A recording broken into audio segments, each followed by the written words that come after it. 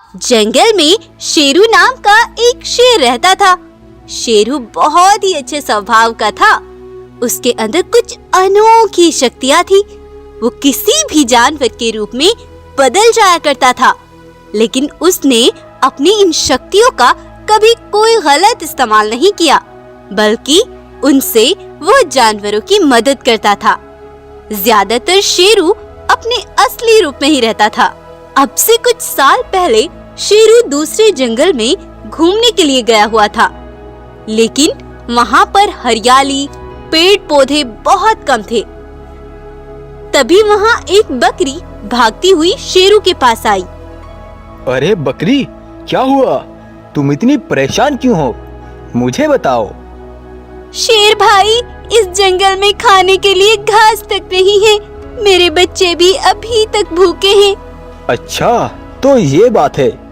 तुम चिंता मत करो, मैं अभी कुछ करता हूँ। तब सिम्बा एक चील में बदल जाता है और पास में खड़े पेड़ से कुछ पत्तियां नीचे फेंक देता है और फिर से अपने असली रूप में आ जाता है। लेकिन दूर खड़ा एक बाघ यह सब देख बड़े आश्चर्य में पड़ गया।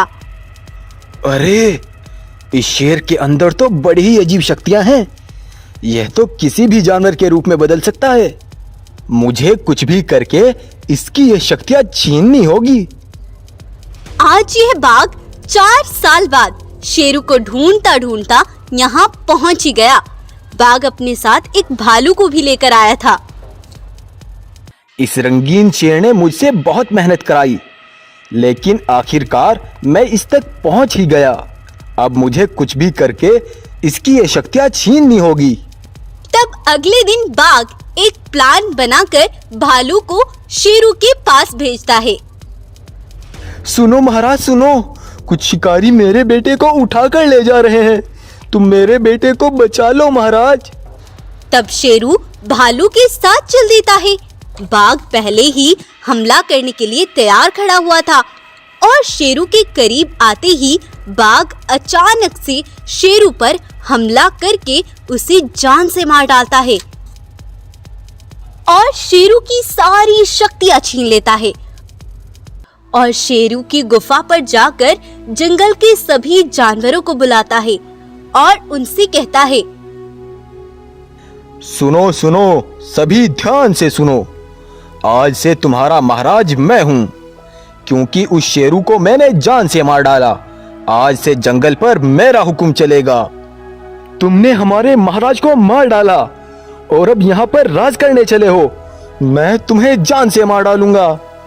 जैसे ही गोरिल्ला बाघ पर हमला करने जाता है, तभी बाघ उसे एक पत्थर का पुतला बना देता है। यह देख सभी जानवर डर जाते हैं। मेरे अंदर शेरों की सारी शक्तियां है। अगर तुमने चालाकी दिखाने की कोशिश की तो मैं तुम सबको पत्थर के पुतले बना दूंगा, समझे?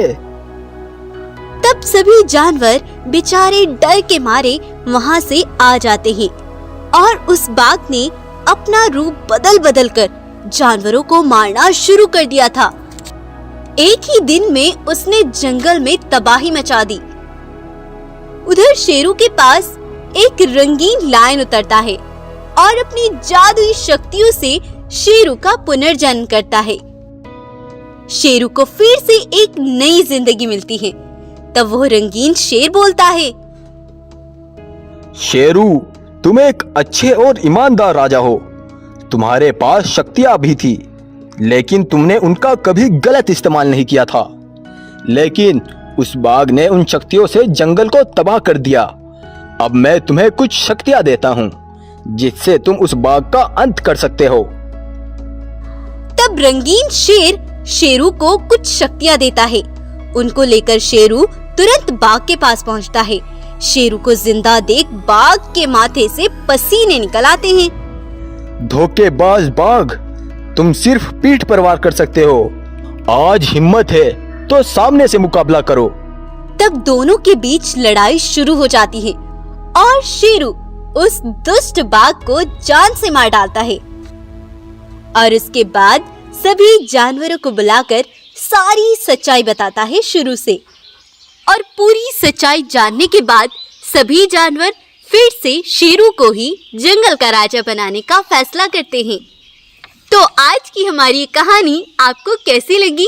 अपने सुझाव हमें कमेंट सेक्शन में जरूर दें और ऐसी ही इंटरेस्टिंग एंड यूनिक स्टोरीज देखने के लिए सब्सक्राइब करने के बाद बेल आइकन को दबाना ना भूलें लेटेस्ट अपडेट्स के लिए। Thank you. एक बार एक शेरनी अपने छोटे से बेटे को लेकर भागी आ रही थी क्योंकि उसके पीछे कुछ शिकारी लगे हुए थे। तभी अचानक शेरनी का पैर फिसलता है और वो एक गहरे गड्ढे में गिर जाती है, जिसकी वजह से उसके पैर की हड्डी टूट जाती है। वो बाहर निकलने की बहुत कोशिश करती है लेकिन वो बाहर निकल ही नहीं पाती।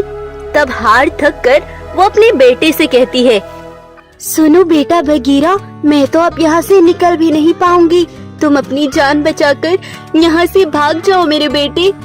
नहीं माँ, मैं तुम्हें यहाँ अकेले छोड़कर नहीं जाऊँगा। मैं अभी किसी को बुला कर लाता हूँ। तब बगीरा मदद के लिए चिल्लाने लगता है लेकिन कोई भी उसकी आवाज सुन नहीं पा रहा था। तब शेरनी बगीरा से फिर से कहती है, सुनो बेटा बगीरा, तुम मुझसे एक वादा करो कि तुम बड़े होकर एक अच्छे और समझदार राजा बनोगे और जानवरों की हमेशा रक्षा करोगे। हाँ माँ, मैं वादा करता हूँ, मैं बड़ा होकर एक अच्छा राजा बनूंगा माँ। तब बगीरा वहाँ से आकर एक पेड़ के नीचे बैठकर रोने लगता है।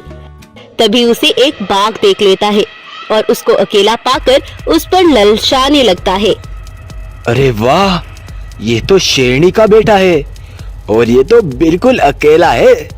मुझे अभी यहाँ से इसे अपनी गुफा पर ले जाना होगा, उसके बाद मैं इसका शिकार करूँगा। तब बाघ बगीरा के पास जाता है और बोलता है, अरे अरे बेटा, तुम रो क्यों रहे हो? आखिर क्या बात है बेटा? बाघ अंकल, कुछ शिकारियों ने मेरी माँ को जान से मार डाला है। अब मैं बिल्कुल अकेला हो गया हूँ। अब मैं कहाँ जाऊँगा, किसके साथ रहूँगा? कोई बात नहीं बेटा, तुम्हें चिंता करने की कोई जरूरत नहीं है। आज से मैं तुम्हारा ख्याल रखूंगा। आओ, तुम मेरे साथ चलो। तब बाघ बगीरा को अपने साथ अपनी गुफा पर ले आता है और उसे खाने को कुछ मांस खिलाता है। अब मैं कुछ दिन इसे अच्छे से खिलाऊंगा और जब ये तंदुरुस्त हो जाएगा फिर मैं इसे अपना शिकार बना लूंगा। तब बाघ बगीरा का कुछ दिन अच्छे से ख्याल रखता है। यह सब एक भालू देखा करता था। अरे, यह बाघ बगीरा का कई दिनों से बहुत ख्याल रख रहा है। मुझे तो कुछ गड़बड़ लगता है। मुझे यह बात सिम्बा शेर को बतानी होगी। तब भालू उसी जंगल में रहने वाले एक सिम्बा शेर के पास जाता है और कहता है, सुनो सिम्बा शेर, मैं कुछ दिनों से देख रहा हूँ कि बाघ बगीरा का बहुत ख्याल रख रहा है। भला इतना दुष्ट बाघ एक मासूम बच्चे का कैसे ख्याल रख सकता है? मुझे तो कुछ गड़बड़ लगता है। अच्छा, तो ये बात है। तुम चिंता मत करो, मैं उस बाघ पर नजर रखूंगा। उधर बाघ आज अपने मन में सोचता है, अरे बस अब बहुत हो गया। अब मैं जाकर उस शेरनी के बेटे बगीरा को मारकर उसे अपना शिकार बना लेता हूँ। इतना सोचकर बाघ बगीरा के पास जाता है। अरे पिताजी, आप आ गए। मैं बहुत देर से तुम्हारा इंतजार कर रहा था। मुझे बहुत भूख लगी है पिताजी। अरे बस कर, अब बहुत हो गया। जब देखो तुझे खाने की लगी रहती है। अब मुझे बहुत भूख लगी है। अब मैं तुझे मारकर अपनी भूख मिटाऊंगा। यह तुम क्या बोल रहे हो पिताजी? मुझे बहुत डर लग रहा है। अरे, तुम्हें क्या लगता है कि मैं तुम्हारा पिताजी हूँ? मैंने तो कुछ दिन तुम्हें इसलिए खिलाया पिलाया है कि ताकि तुम कुछ हट्टे खट्टे हो जाओ और फिर मैं तुम्हारा शिकार कर लूं। तब बाघ बगीरा का शिकार करने ही वाला था कि तभी वहाँ पर सिम्बा शेर पहुँच जाता है और कहता है, ओए रुको दुष्ट बाघ, मेरे होते हुए तुम बगीरा का कुछ नहीं बिगाड़ सकते, समझे? तब बाघ सिम्बा के साथ लड़ने लगता है लेकिन सिम्बा बाघ को एक ही हमले में जान से मार डालता है और फिर बगीरा को एक बकरी के पास ले जाता है। सुनो बेटा बगीरा, तुम चिंता मत करना, आज से मैं तुम्हारी माँ हूँ और मैं तुम्हारा अपने बच्चे की तरह ख्याल रखूंगी।